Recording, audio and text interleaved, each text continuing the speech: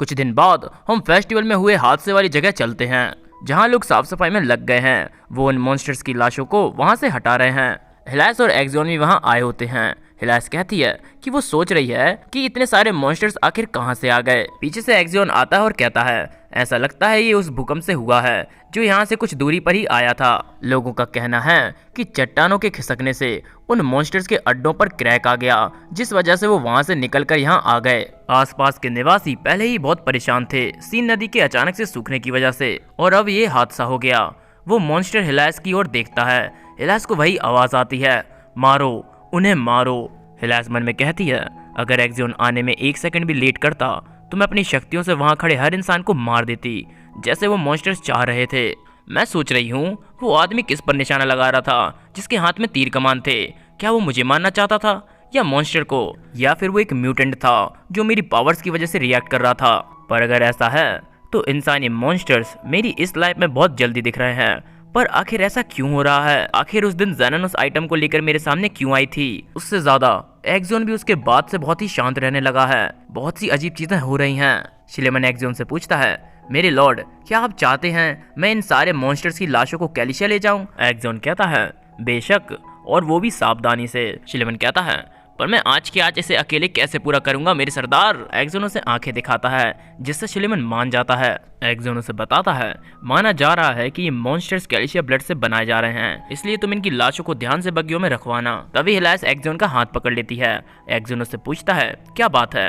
हिलास कहती है कि वो सीन नदी जा रही है कुछ चेक करने। एक्सॉन उससे कहता है कि वो भी उसके साथ जाएगा। क्या उसके दिमाग में इसको लेकर कुछ चल रहा है? हिलास कहती है नहीं, तुम्हें अभी इस बारे में चिंता करने की कोई जरूरत नहीं। एक्सॉन कुछ सोचता है और फिर उससे कहता है मैं समझ गया, पर फिर भी मैं तुम्हारे साथ चल रहा हूँ। अभी हुए इन हादसों की वजह से मैं तुम्हें अकेला नहीं छोड़ सकता। हिलास मान जाती है। वहीं कुछ दूर से उन्हें एक आदमी देखता है जो कि मन में कुछ सोच रहा होता है। यही आदमी सीधा पहुंचता है पर वेनम, जो कि क्रिस को कहता है वो दोनों आज हंटिंग ग्राउंड्स में दिखे। देखकर ऐसा लगा जैसे बजट हेड वहाँ मॉन्स्टर्स को ट्रांसपोर्ट करने का काम कर रहे थे, पर लगा नहीं जैसे इनोवेटन की हेड को उस काम से कोई खास मतलब है। वहीं एक और अफवाह फैल रही है मेरे लॉर्ड। क्रिस पूछता है कैसी अफवाह? वो आदमी आगे कहता है मैं उम्मीद करता हूँ आपने सुना होगा जब मॉन्स्टर्स फेस्टिवल में आतंक मचा रहे थे तब लेडी हिलास और लेडी ज़ेनन दोनों अचानक से बीचों बीच सामने आ दिखे। पर अचानक से वो मॉन्स्टर्स अजीब सा बिहेव करने लगे लेडी हिलास को देखकर। तो जितना मैंने सुना अफवाह ये है कि लेडी हिलास ही थी जिन्होंने जानबूझकर उन मॉन्स्टर्स को वहां पर बुलाया था। और कहा तो ये भी जा रहा है जिस बंदे ने तीर चलाया था वो लेडी हिलास पर हमला करना चाहता था, न कि उन मॉन्स्टर्स पर। और इसी वजह से लॉर्ड बर्जेट आग बबूला हो गए थे और उन्होंने लगभग वहां पर तबाही मचा दी थी। क्रिस के बर्ताव को देखकर वो आदमी पूछता है सर क्या आप ठीक हैं? क्रिस कहता है ओ वो मैं थोड़ा किसी और चीज के बारे में सोच रहा था। तुम अपनी नजरें हंटिंग ग्राउंड्स पर बनाए रखो और हर पल की खबरें मुझे देते रहो। अब तुम जा सकते हो। क्रिस सिर पर हाथ रखकर कहता है आखिर इस दुनिया में हो क्या रहा है? मुझे कुछ गलत होने की फीलिंग आ रही है। वो मॉन्स्टर्स आखिर थे क्या? जाहिर सी बात है कि वो मॉन्स्टर्स टेर्जो से जुड़े हुए थे, लेकिन अफवाहों ने उन्हें हिलास से जुड़ा बताया। क्या ये भी टेर्जो ने किया है? और मैं अभी भी उसकी वो मांग जो उसने मुझसे की थी करने को मैं उसे समझ नहीं पा रहा हूँ। उसने मुझसे वियोलेटा को बचाने को क्यों कहा था? वो दोनों तो एक दूसरे के राजनीतिक दुश्मन हैं। वो चाहता तो उसे मरने दे सकता था बजाय मुझे वहां भेजकर उसे बचाने को। आखिर उसने ऐसा क्यों किया? सारी चीजों को साइड रखें तो मुझे खुशी है कि एक्सॉन ने अपना मुंह बंद रखा उस बात को लेकर जो अंडरग्राउंड में हुआ था। मुझे एक बार फिर से अंडरग्राउंड जाकर वहां देखना होगा। क्रिस जब उठकर थोड़ा बाहर जाता है तब उसे रेनॉक और घर की मेट्स बातें करते हुए नजर आते हैं। वो उनसे पूछता है कि आखिर यहाँ क्या चल रहा है। रेनॉक उसे देखकर डर जाता है। क्रिस उसे पूछता है बताओ रेनॉक तुम सब यहाँ क्यों इकट्ठा हुए हो? तभी क्रिस का कोई नाम लेता है। क्रिस उसकी ओर देखता है और कहता है तुम गैब्रियल? हम कैलिशिया चलते हैं जहाँ कैलिशिया के एल्डर्स घर की हेड से कहते हैं कि वो लोग बर्जेट परिवार पर इतना डिपेंड क्यों हैं। शुरू से ही आपने मास्टर मार्गो के जिंदा होने की बात हम सबसे छिपा कर रखी और आपने हंटिंग फेस्टिवल में मास्टर मार्गो की देखभाल की जिम्मेदारी भी लॉर्ड बर्जेट को दे दी। उससे भी ज्यादा अगर घर में कुछ भी होता है तो आप सबसे पहले लॉर्ड बर्जेट को बुलाती हो। अगर ऐसा ही चलता रहा तो मुझे डर है कि बर्जेट हाउस अपनी लिमिट क्रॉस कर देगा और हमारी पर्सनल फैमिली प्रॉब्लम्स में दखल अंदाजी करेगा। और अगर एक बार ये हो गया तो फिर हालातों को संभाल पाना और भी मुश्किल हो जाएगा। हमने टेर्जो से सुना कि लॉर्ड परवेनम ने लेडी वियोलेटा की जान बचाई उस हादसे के दौरान जो फेस्टिवल में हुआ, और इसी वजह से हम अपनी सलाह की ओर बढ़ते हैं कि आगे से कैलिशिया हाउस को परवेनम हाउस से मदद लेनी चाहिए, न कि बर्जट से। ये सब सुन वियोलेटा का दिमाग खराब होने लगता है। तभी कैलिशिया की हेड गुस्से में उनसे कहती हैं, वो तुम एल्डर्स हो जो अपनी लिमिट क्रॉस कर रहे हैं। यह बात कि कैलिशिया हाउस को अपने मैटर कैसे और किससे सुलझाने हैं वो आखिर में कोई डिसाइड करेगा तो वो मैं हूँ, कैलिशिया की हेड। यह मीटिंग इधर ही खत्म होती है और आप अभी यहाँ से निकल सकते हैं। वो सभी वहाँ से चले जाते हैं। तभी कोई टेर्जो का हाथ पकड़ लेता है। ये वियोलेटा होती है। वो टेर्जो से पूछती है कि तुमने मुझे उस हादसे में क्यों बचाया। टेर्जो उससे कहता है कि उसे कोई आइडिया नहीं कि वो ये क्या कह रही है। मैंने तुम्हें बचाया, तुम्हें ऐसा क्यों लगता है। वियोलेटा उससे पूछती है, तुमने ही तो क्रिश्चियन को जंगल में भेजा था, है ना। जिस पर टेर्जो कहता है, भला मैं ऐसा क्यों करूंगा, इसमें कोई राय नहीं कि मैं तुमसे छुटकारा नहीं पाना चाहता। मैं तो ये भी सोच रहा था कि क्रिश्चियन ने बिना मतलब में तुम्हारी जान बचाई। तुम्हें ऐसा नहीं लगता वियोलेटा? और हाँ, अगर तुम्हारे पास कुछ और कहने को नहीं है तो मैं चलता हूँ। तुम देख सकती हो कि एल्डर्स का मूड पहले ही सही नहीं है। यह कहकर टेर्जो वहाँ से चला जाता है। टेर्जो बताता है कि रोजेनिया के जाने के बाद कैलिशिया में उसकी जिंदगी घुटन से गुजरने लगी। घर के सभी लोग यह बातें करते थे कि ऐसा नहीं होना चाहिए था और ऐसा नहीं होता अगर टेर्जो उसका ख्याल रखता। इसमें सारी गलती मास्टर टेर्जो की ही है। टेर्जो मन में कहता है कि वो वहाँ पर बस घुटन से मरा जा रहा था। चीजें जिनकी उसे कभी चाहत नहीं थी वो उस दिन के बाद से उसके ऊपर पहाड़ बनकर गिरने लगीं। जहाँ वियोलेटा उससे नफरत करने लगी क्योंकि उसे लगता था कि उसकी बहन रोजेनिया टेर्जो की वजह से ही चली गई। वो अकेला पड़ गया। वो बताता है कि वो बस यही चाहता था कि वो और उसकी दोनों बहन साथ में इसी घर में रहें। वो उन दोनों को सुरक्षित रखना चाहता था और इसी वजह से उसने वही किया जो एल्डर्स ने कहा था उससे करने को। वो इस सबसे तंग आ गया था जहाँ उसके अपने उसे अपना ही नहीं मानते थे और इसी वजह से उसने ज़रन बर्जट के साथ हाथ मिला लिया। टेर्जो बताता है कि वो एक ऐसी औरत है जिसके पास सब कुछ है, उसके बावजूद भी वो किसी भी चीज से नहीं बंधी। ज़रन टेर्जो को डेब्रिया मोंटेना से मिलवाती है। टेर्जो बताता है कि वो लोग ऐसे इंसान हैं जो आज़ाद हैं और ऐसे लोगों के बीच रहकर ही उसका बोझ हल्का हो सकता है। डेब्रिया पूछती है, तो तुम कैलिशिया हाउस की बर्बादी चाहते हो?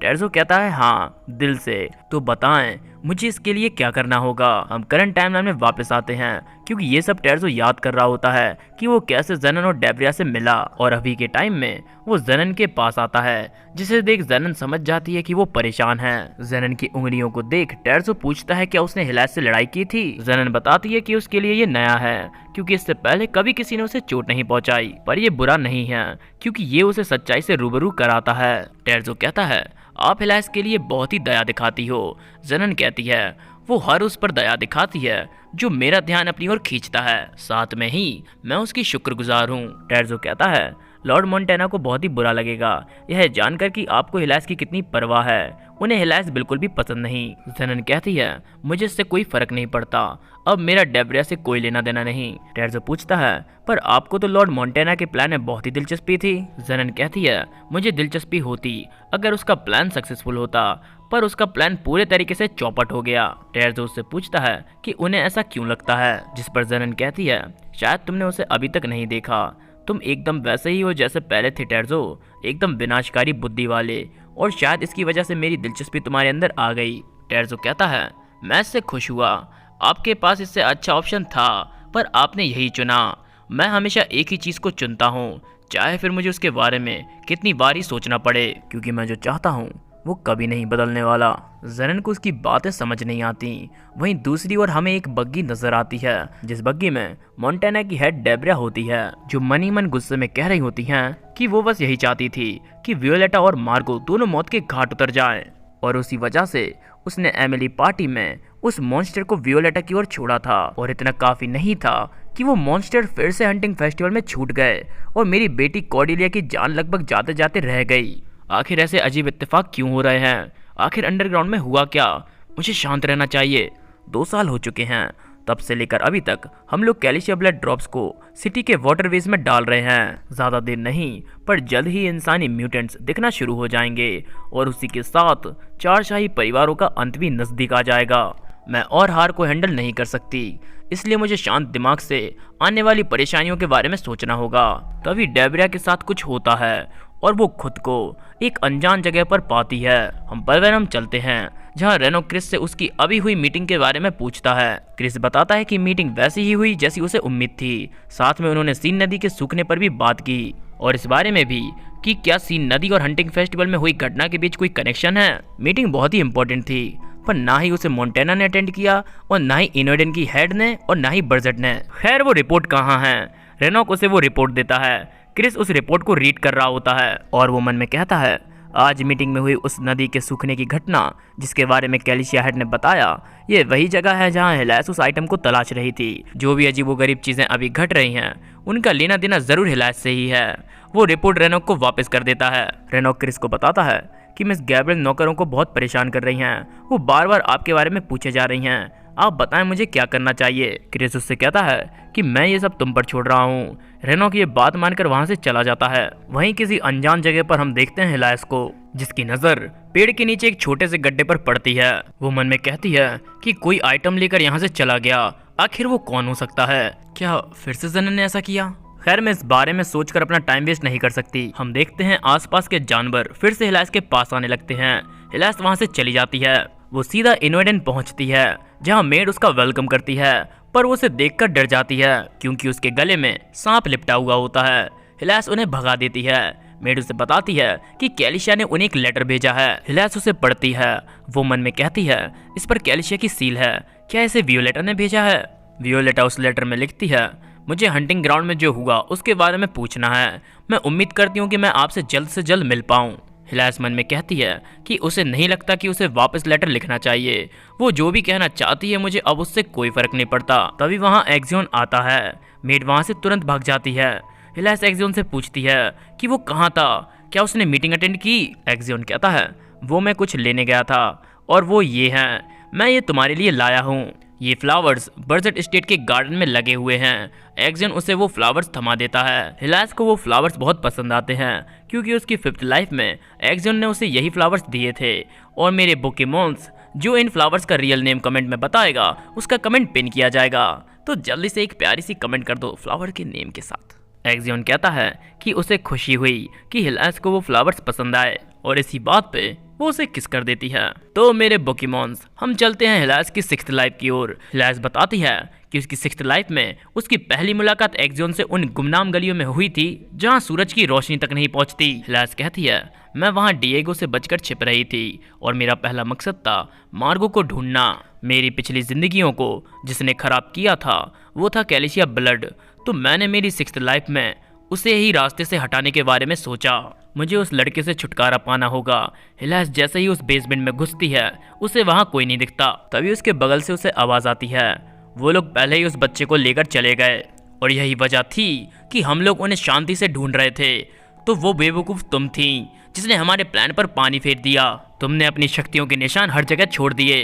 तुम आखिर यहाँ आए ही क्यों जब तुम्हें अपनी शक्तियों को कंट्रोल करना नहीं आता? तुम्हें क्या लगता है तुम कोई महान इंसान बन गई अपनी इन तुच्छ सी शक्तियों को हासिल कर? अगर तुम्हें अपनी शक्तियों का इतना ही दिखावा करना है तो कहीं और जाकर करो और अब मेरे रास्ते से हटो कमबख्त लड़की। और यह कहकर एक्सियन वहां से चला जाता है। और उसी वक्त हिलास को यह एहसास होता है कि वो जो करने की कोशिश कर रही थी वो उसके ऊपर ही शर्म और बेइज्जती से हावी हो गई। हिलास मन में कहती है, मैंने पहले ही इससे पिछली जिंदगी में वियोलेटा को मारने की कोशिश की थी और इस जिंदगी में भी मैं उस छोटे से बच्चे को नुकसान पहुंचाना चाहती थी। हिलास रोते रोते कहती है कि उसने एक्सियन को कभी इस तरह गुस्से में नहीं देखा। वो तो एक दूसरे को इस जिंदगी में जानते तक नहीं। मैं घूम फिर कर हमेशा वहीं आ गिरती हूँ जहाँ मैं अंत में सब खराब कर देती हूँ। ज्यादा देर नहीं हुई होगी, मुझे जल्द से जल्द एक्सियन से माफी मांगनी चाहिए और साथ में उसको कहना चाहिए कि मैं भी मार्गो को ढूंढने में उसकी मदद करूंगी। वो सीधा बर्जट स्टेट पहुंचती है। वो एक्सियन को कहती है कि वो अपनी गलतियों की जिम्मेदारी खुद लेना चाहती है और मैं आप लोगों के साथ मिलकर उस बच्चे को बचाना चाहती हूँ। एक्सियन कहता है, वो मैं नहीं हूँ जिससे तुम्हें इस बारे में बात करनी चाहिए। ये मामला कैलिशिया से जुड़ा हुआ है, तो तुम मेरे पास पहले क्यों आई? हिलास उसे कुछ बताने वाली होती है, तभी एक्सियन उससे कहता है, चलो मैं तुम्हें सीधे सीधे कह देता हूँ, मेरा कोई इरादा नहीं है तुम्हारे साथ काम करने का और मैं चाहता हूँ तुम अब यहाँ से चली जाओ। वो आगे कहता है, अगर तुम्हें कुछ उखाड़ना है तो कहीं और जाओ, ये काम उन लोगों के लिए नहीं है जो खुद की शक्तियों तक को कंट्रोल ना कर सके। हाँ, एक और बात, मुझे नहीं पता कि तुम्हें ये इनवर्डन के हेड ने सिखाया है या तुम्हारी हरकत ही ऐसी है। मुझे तुम्हारी शक्तियों का इस्तेमाल करने का तरीका बिल्कुल भी पसंद नहीं। ये बिल्कुल ऐसा है जैसे तुम दिखावा कर रही हो कि तुम हम सबसे अलग हो। हिलास हमें बताती है कि ये आम बात है कि घर के बड़े अपने बच्चों को उनकी जागी हुई शक्तियों का इस्तेमाल करना सिखाते हैं, पर मेरे केस में ऐसा बिल्कुल नहीं था। मुझे खुद ही अपनी शक्तियों का इस्तेमाल करना सीखना पड़ा ताकि मैं रिकार्डो के पीछे खड़े होकर दुनिया को ये झूठी तस्वीरें दिखा सकूं कि मेरे भाई की शक्तियां जाग गई हैं। मैंने अपनी शक्तियों का इस्तेमाल करना ही ऐसे सीखा था ताकि मैं रिकार्डो को स्टेज पर शर्मिंदा ना होने दूं।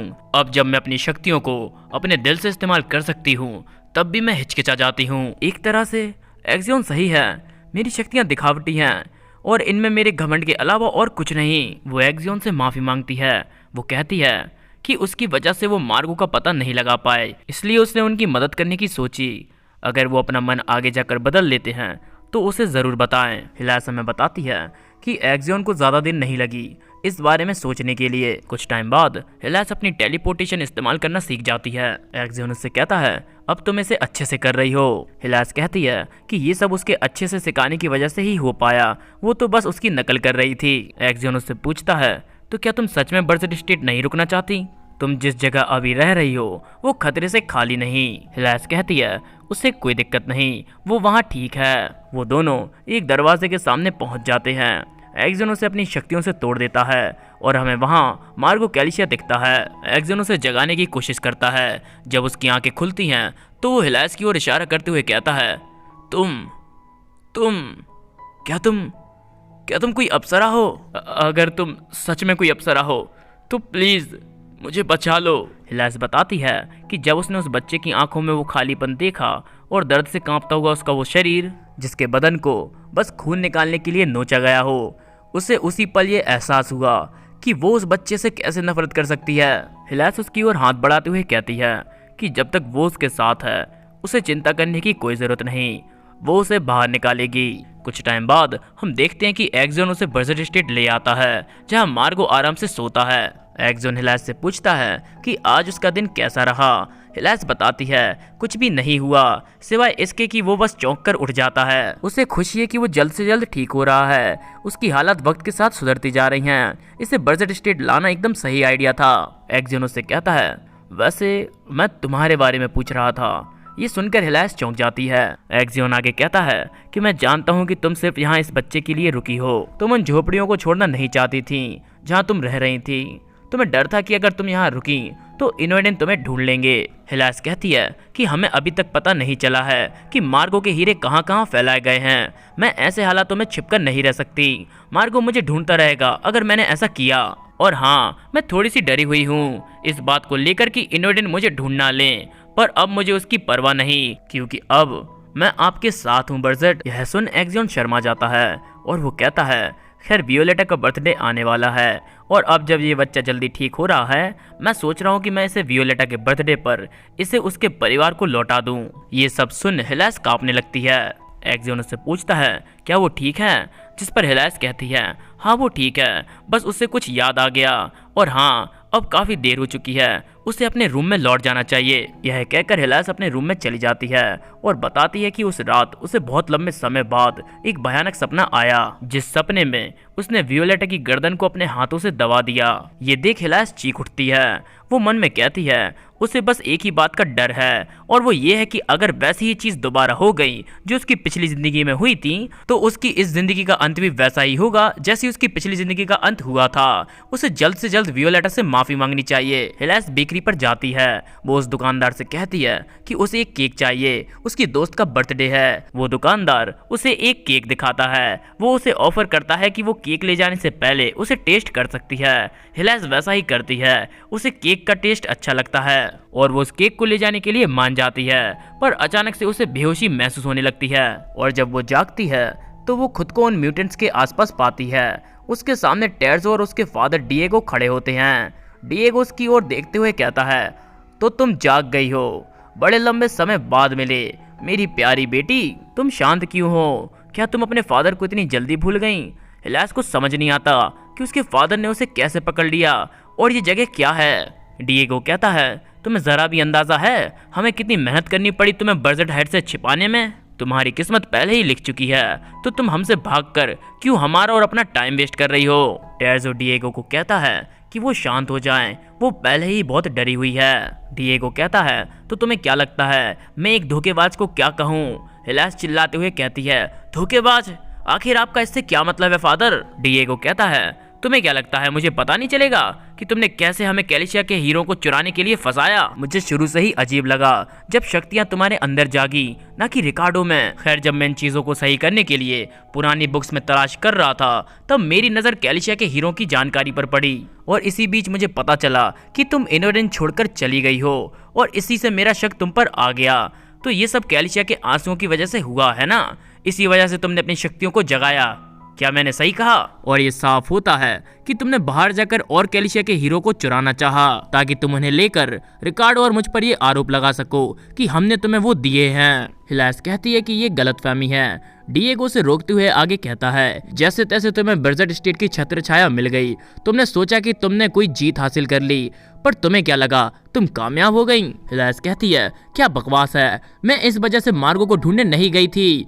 तभी टेर्जो कहता है, तो आप मार्गो को ढूंढने गई थी लेडी हिलायस? डिएगो कहता है, टेंशन मत लो बेटा, कैलिशिया में एक और चीज है जो तुम्हें ताकत की जगह कमजोरी देती है, और वो है कैलिशिया का खून। और अब तुम्हें इन्हें खाना होगा। इसे अपने धोखेबाजी का इनाम समझो और अपनी गलती की सजा भुगतो। हिलायस अपनी शक्तियों से डिएगो पर हमला करती है, पर वो अपनी शक्तियों का इस्तेमाल नहीं कर पाती। टेर्जो से बताता है, कोशिश करना बेकार है लेडी हिलायस, जब आप बेहोश थीं तब हमने आपके अंदर थोड़ा सा कैल्शिया ब्लड इंजेक्ट कर दिया था, और अब आप अपनी शक्तियों को कभी भी इस्तेमाल नहीं कर पाओगी। और इसी तरह हिलायस के साथ उन लोगों ने अपने एक्सपेरिमेंट जारी रखे।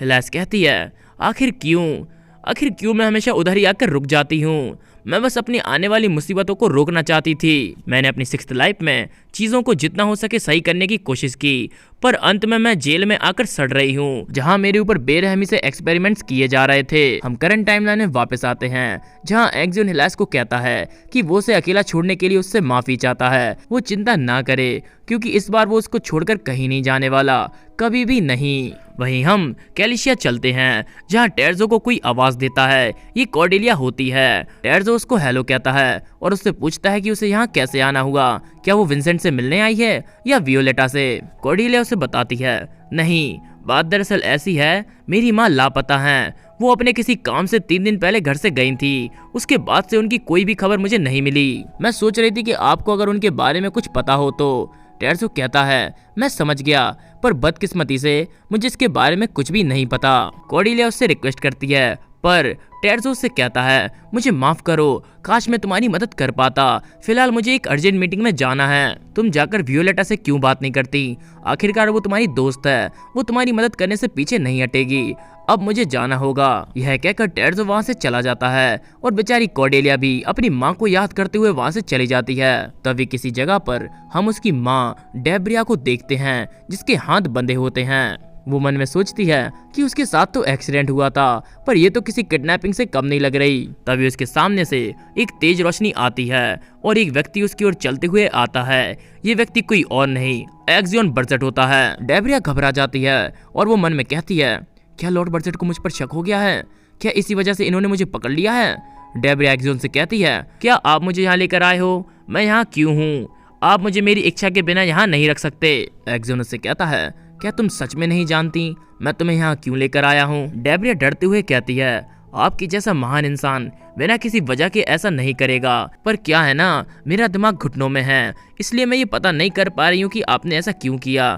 तो मेहरबानी करके मुझे बताएं कि आपने ऐसा क्यों किया। एक्जियन कहता है, क्या मुझे ऐसा करने के लिए कोई वजह चाहिए होगी?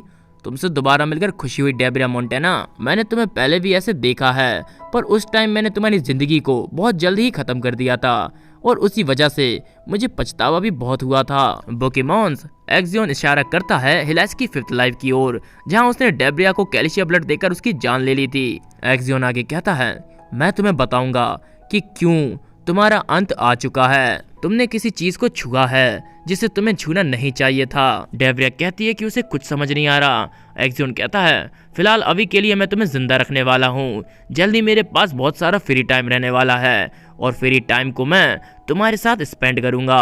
हम परवेनम चलते हैं, जहाँ रेनो क्रिस को एक बॉक्स देता है जो कि उन्हीं एंटिक पीसेस का होता है जो किसी न किसी तरीके से राजा से जुड़े हुए हैं। क्रिस उसको खोलता है, उसमें से एक छोटा सा ताज निकलता है जिसे हाथ में लेकर क्रिस मन में कहता है, ये तो काफी महंगा लग रहा है। जो एनर्जी इसमें से निकल रही है ये कहीं ना कहीं वैसी ही है जो मैंने पहले भी फील करी है। तभी उसे फोर्सियन फॉरेस्ट में हुई चीजें याद आ जाती हैं और वो तुरंत उस बॉक्स को बंद कर देता है। रेनो क्रिस से पूछता है, क्या सब ठीक है मेरे लॉर्ड? क्रिस कहता है, हाँ सब ठीक है, अच्छा काम कर रहे हो, ऐसे ही इन्वेस्टिगेशन करते रहो। रेनो के वहां से जाने के बाद क्रिस उस बॉक्स को देखते हुए मन में कहता है, मुझे समझ नहीं आ रहा हिलास इन आइटम्स को क्यों ढूंढ रही है, फिर भी ये सुराख हो सकता है इसे जानने का, मुझे इसे अच्छे से संभाल कर रखना होगा। तभी क्रिस को कोई आवाज देता है, ये गैब्रियल होती है। क्रिस उससे कहता है कि वो यहाँ क्या कर रही है, उसने तो उसे उसके रूम में रहने को कहा था। गैब्रियल कहती है कि वो जानती है पर उसने सुबह से कुछ भी नहीं खाया, वो भूखी है।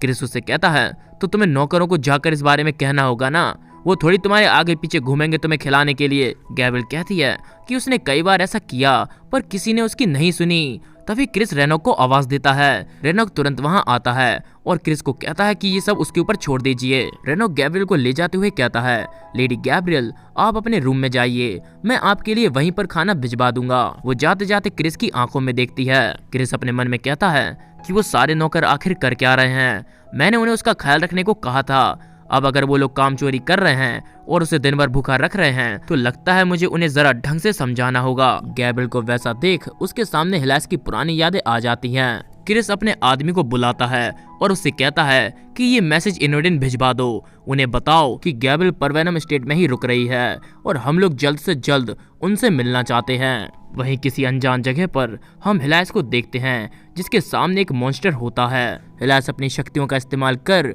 उस मॉन्स्टर के पीछे पहुंच जाती है और उस जगह पर छोटा सा गड्ढा करके उसमें से एक बॉक्स निकालती है और उसमें से निकले हुए आइटम को देख वो समझ जाती है कि इसको अभी तक किसी ने छुआ नहीं है। पर जैसे ही वो उसे छूती है उसे चक्कर आने लगते हैं और वो खुद को एक अलग ही जगह पर पाती है। उसे राजा की आवाज आती है जो उससे कहते हैं, कैसी हो मेरी बच्ची, आखिरकार तुम्हें यहाँ देखकर मुझे खुशी हुई, तुम्हारा स्वागत है। हिलास उनसे पूछती है क्या उन्होंने उसे वहाँ बुलाया है। राजा की आत्मा कहती है, सच कहूँ तो तुम्हारे शरीर के अंदर मेरा एक टुकड़ा है जो तुम्हें यहाँ लेकर आया है। दरअसल ये हमेशा होता आ रहा है क्योंकि तुम्हारे शरीर ने पहली बार मेरी सांसों को अपने अंदर समाया है। अब तुम यहाँ आ सकती हो क्योंकि तुम और मैं एक हो चुके हैं। हिलास कहती है, बहुत ही शांत जगह है ये, पिछली वाली जगह से बिल्कुल अलग है। हिलास राजा की आत्मा से पूछती है कि वो उसे बताएं कि चार शाही परिवारों के पहले हेड उनके कौन लगते हैं। राजा की आत्मा बताती है कि मैं उन्हें अपना दोस्त, अपना भाई बहन और अपने बच्चों की तरह देखता था।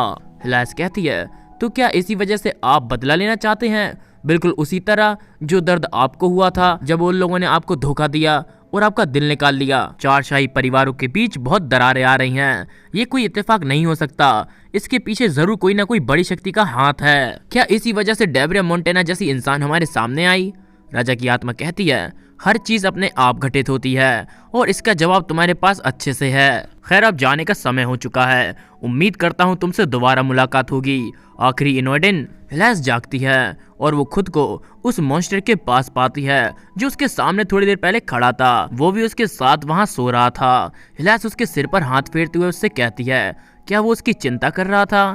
थैंक यू, पर वो सिर्फ सो रही थी। हिलास खुद से कहती है कि वो आखिर यहाँ कितनी देर से सो रही थी। साथ में ही उसे खुद के अंदर एक बदलाव सा महसूस हो रहा है, कुछ ऐसा जैसे उसने कुछ खोया है और कुछ पाया है एक ही वक्त पर। वो मॉन्स्टर अपना ध्यान हिलास की ओर खींचता है। हिलास उससे कहती है, अब मैं तुम्हारा क्या करूं? हाँ, एक चीज है जो मैं कर सकती हूँ और वो है मैं तुम्हें मुक्त कर दूं। और अब लगता है मुझे घर जाना चाहिए। हम अंडरग्राउंड चलते हैं जहां हम देखते हैं डिएगो को, जिसके ऊपर पत्थर गिरे हुए होते हैं। उसे याद आता है कि उसके ऊपर छत गिर गई थी, पर ऐसा कैसे हुआ उसे पता नहीं। जब वो देखता है कि उसके पास पड़े मॉन्स्टर्स मर चुके हैं तो वो वहां से भाग निकलने की सोचता है। वो मन में कहता है कि उसे जल्द से जल्द रिकार्डो को ढूंढना होगा, उसे भी यहीं कहीं लॉक करके रखा गया था। तभी उसे पीछे से आवाज आती है, ओ तो तुम जिंदा हो, डिएगो इनोवेडन। डिएगो उस व्यक्ति को देखकर डर जाता है। ये व्यक्ति एक्सियन होता है। वो डिएगो से आगे कहता है, तो आखिर तुम मिल ही गए। हम इस जगह पर लगभग कुछ दिनों से तोड़फोड़ किए जा रहे हैं। हमें रिकार्डो तो मिल गया, पर तुम्हारे कोई निशान वहाँ नहीं थे। हमें लगा तुम मर चुके हो। रिकार्डो का नाम सुनकर डिएगो उससे पूछता है, क्या कहा तुमने रिकार्डो? क्या तुम्हें वो मिला? कहाँ है वो? क्या वो ठीक है? बताओ मुझे, क्या मेरा बेटा सही सलामत है? एक्सियन अपनी शक्तियों से डिएगो के हाथ को चीर देता है। डिएगो दर्द से चीखने लगता है। एक्सियन उससे कहता है, पहले तो मैंने सोचा था कि मैं तुम्हें हिलास के पास ले जाऊं, तुमसे घुटनों के बल तुम्हें उससे माफी मंगवाऊं, पर किसी तरह मुझे ये लगा कि ये एकदम ही बेतुका आइडिया होगा। हर किसी को माफी की भीख मांगने का मौका नहीं मिलता, तो इस बार मैं सोच रहा हूँ मैं तुम्हारे साथ कुछ अलग करूँ। वहीं शिलेमन आता है और कहता है, ओ आपने इन्हें ढूंढ लिया सरदार, मैंने इनकी चीखें सुनी, क्या वो ठीक हैं? एक्सियन उसे बहुत बेरहमी से घसीटता हुआ ले जाता है। एक्सियन शिलेमन को कहता है कि वो जा रहा है, इसलिए तुम भी अपने काम पर लग जाओ। वहीं हम अंडरग्राउंड के किसी कोने में चलते हैं, जहां टेर्जो सलाखों के आगे चलते हुए जा रहा होता है। उसके हाथ में एक बॉक्स होता है और वो मन में कहता है, यहाँ तो घुसपैठियों के कोई भी निशान नहीं है। मैं यहाँ इस डर के मारे आ गया क्योंकि डेब्रिया गायब हो चुकी है, पर मेरा डर बिना वजह का था। और अगर डिएगो की बात करें तो शायद वो बच निकल कर भाग निकला है। टेर्जो चलते चलते एक सेल के आगे आता है। उस सेल में 2 व्यक्ति होते हैं, जिनमें से एक तो रिकार्डो होता है और दूसरा गोटिए परवेनम, क्रिस का पिता। टेर्जो मन में कहता है, क्या ये सच है? जिनके शरीर में शाही खून होता है वो म्यूटेंट नहीं बन सकते। मैं इन दोनों में कैल्शियम ब्लड इंजेक्ट किए जा रहा हूँ। मेरा मकसद है ये जानना कि आखिर क्या होगा अगर हम 4 शाही परिवारों में किसी मेंबर को ये ब्लड खिला दें तो। मेरा दूसरा मकसद है इनकी ताकत को पूरी दुनिया से मिटा देना। इनकी ताकत का होना आम लोगों के बीच भेदभाव पैदा करता है। इसका सबसे बड़ा उदाहरण कैल्शिया परिवार खुद है। मैंने परिवारों को वापस जोड़ने के लिए कई लड़ाइयाँ लड़ी हैं। मैं उन लोगों से नाराज हूँ जिन्हें अपनी शक्तियों का बहुत घमंड है, जो अब उनके पास नहीं है। इसलिए अब मैं उन पवित्र शक्तियों को इस दुनिया से ही मिटाना चाहता हूँ, जैसे वो कभी यहाँ थी ही नहीं।